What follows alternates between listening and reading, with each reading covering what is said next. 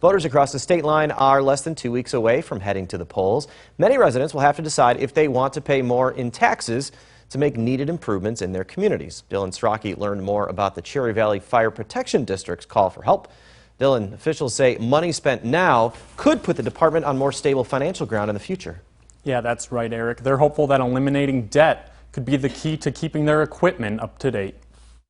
When people have an emergency, the last thing they would ever want to hear is that we were late, slow to respond due to equipment breakdown. That's why Cherry Valley Fire Protection District Deputy Chief Tracy Renfro hopes voters will approve a referendum in the primary election. It'll allow the department to use a $2.25 million bond to help pay off its debt. That money was recently used to pay for improvements at Fire Station Number 2 and new equipment, and it could lead to even more upgrades in the future. This bond referendum would be a better use of their money. The taxpayer would see more of their money going directly to equipment purchases instead of finance charges associated with equipment purchases.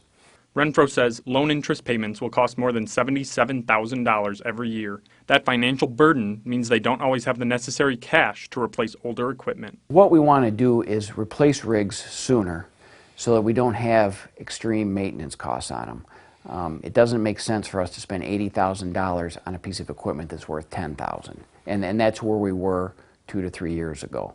If the referendum passes, Renfro says that a homeowner with a house valued at $100,000 can expect their property tax bill to increase by about $22 a year for the next 10 years. After that, the department is aiming to be in a financial position where they can replace vehicles without needing to borrow money. The goal is to be able to buy ambulances approximately every 3 years, replace an engine every 6 years, and to pay cash for those items so there's no finance charges involved.